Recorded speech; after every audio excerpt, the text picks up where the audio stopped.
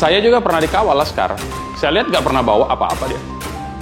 Yang berikutnya adalah mengusut lebih lanjut kepemilikan yang diduga digunakan oleh Laskar FPI. Kami terbiasa tangan kosong, kami bukan pengecut. Substansi konteksnya merupakan peristiwa saling serempet antar mobil. Ya tentunya nanti semuanya harus dibuktikan di sidang pengadilan. Itu yang saya minta kepada pemerintah untuk melakukan tindakan tegas kepada FPI dengan menyatakan bahwa FPI itu sebagai organisasi yang terlarang. Pemerintah melarang aktivitas FPI dan akan menghentikan setiap kegiatan yang dilakukan FPI karena FPI tidak lagi mempunyai legal standing baik sebagai ormas maupun sebagai organisasi biasa. Tidak sama sekali. Kita sudah cek keluarganya, kita sudah cek Laskar yang masih hidup. Kan belum di cross check. Kalau dalam proses hukum itu kan ada cross check, cek silang kan. Saya kira FPI sering kan disuruh mengubah cara berpolitik dan narasi kebangsaannya. Jangan lagi mengkafir-kafirkan dan memurtad-murtadkan banyak. Bahwa FPI dalam konteks ini itu seperti agen, seperti broker, seperti penyuplai untuk calon-calon.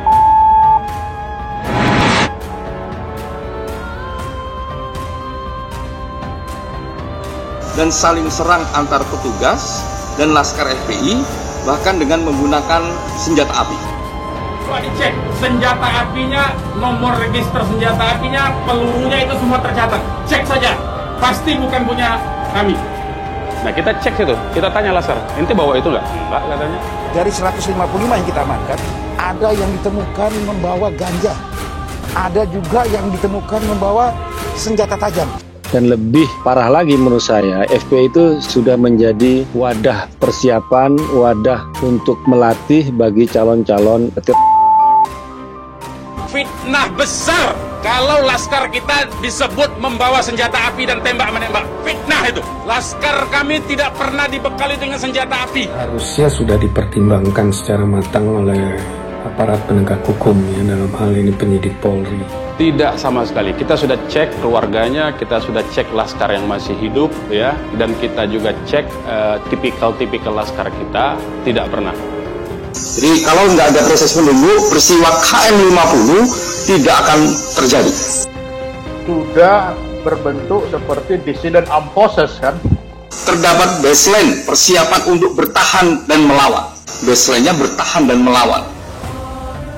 Politikus Partai Solidaritas Indonesia atau PSI, Muhammad Guntur Romli menilai protes yang dilayangkan mantan Sekretaris Umum Front Pembela Islam atau FPI Munarman sebagai pengalihan isu semata. Menurutnya Munarman sudah kerap kali menyebarkan berita bohong atau hoax maupun hasutan, seperti misalnya 6 anggota Laskar FPI tak membawa senjata hingga diculik siksa dan dibantai oleh polisi. Munarman protes, rekeningnya diblokir. Itu cuma pengalihan isu. Dia bikin hoax dan hasutan.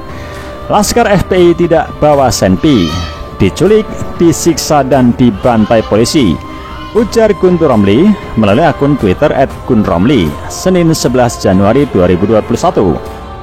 Ia lantas menyerukan agar aparat segera menangkap Munarman lantaran hoax yang kerap dilontarkan. Secepatnya orang ini harus ditangkap. Bikin hoax terus, tambahnya. Sebelumnya, ex-sekretaris umum FPI Munarman memprotes tindakan instansi pemerintah yang memblokir rekening pribadinya. Ia menyebut rekening tersebut bersumber dari patungan keluarga dan tidak memiliki sangkut paut dengan aktivitas FPI. Bahkan ia mengaku uang yang ada di rekening itu guna membiayai pengobatan sang ibu. Rekening atas nama saya saja yang digunakan untuk menampung biaya pengobatan ibu saya yang sedang terbaring sakit. Patungan saudara-saudara saya diblokir juga, kata Munarman. Diketahui, Pusat Pelaporan dan Analisis Transaksi Keuangan atau PPATK telah memblokir 79 rekening FPI beserta afiliasinya. Secara terpisah, politikus PDIP Ruhut Sitompul juga mendesak polisi agar segera memproses hukum Munarman. Kasus tewasnya 6 Laskar FPI di tol Jakarta Cikampek KM50 masih terus menuai kontroversi. Munculnya hasil investigasi dari Komnas HAM yang menyatakan bahwa ada baku tembak antara pihak kepolisian dan Laskar FPI dibantah oleh pihak FPI. Mantan Sekjen FPI Munarman membantah keras bahwa Laskar FPI membawa senjata pada waktu melakukan pengawalan terhadap Habib Rizik Syihab. Pernyataan Munarman ini mendapat tanggapan dari politisi PDI Perjuangan, Ruhut Sitompul. Ruhut menganggap pernyataan Munarman itu mengaburkan fakta di lapangan dan membuat kebohongan publik. Ia meminta kepada pihak kepolisian untuk segera memproses Munarman secara hukum yang berlaku.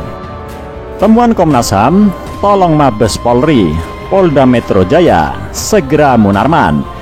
Tweet Ruhut Sitompul dari cuitan akun Twitter pribadinya @ruhutsitompul, Senin 11 Januari 2021. Ia juga meminta polisi untuk segera menangkap Munarman beserta orang-orang terdekat untuk diproses hukum. Segera ditangkap dan diproses sesuai hukum yang berlaku di negara hukum Indonesia merdeka. Lanjutnya, seperti diberitakan sebelumnya, Komnas HAM menyimpulkan dari hasil investigasi di lapangan bahwa telah terjadi baku tembak antara pihak kepolisian dengan Laskar FPI sehingga menewaskan 6 Laskar FPI dan korban luka-luka. Kesimpulan ini dibantah Munarman bahwa Laskar FPI ketika mengawal Habib Rizik Syihab tidak membawa senjata, jadi tidak mungkin adanya baku tembak. Fitnah besar kalau Laskar kita disebut membawa senjata api dan tembak menembak. Fitnah itu. Laskar kami tidak pernah dibekali dengan senjata api. Tapi penuntutan itu sebenarnya bisa selesai kalau ya ditinggal aja, namanya dibuntutin ya ditinggal aja, nggak perlu ditungguin, terus nggak perlu ada semacam heroisme. Nah, sebagai dissident of process, kalau yang dipegang kepala-kepalanya itu dipegang, yang lain itu akan mati merana. Karena ditunggu, makanya peristiwa gesekan macam-macam tembak-menembak sampai KM 50 sampai KM ke atas itu nggak akan terjadi kalau itu nggak ditunggu. Ada excuse. Nah sekarang begitu ini diambil, pasukannya sudah dilarang, ya kan sudah tidak ada mengakibatkan ekses yang lebih besar terhadap orang-orang yang terdapat dalam 2 mobil Avanza hitam itu 1759 PWK dan Avanza Silver B1278 KJD.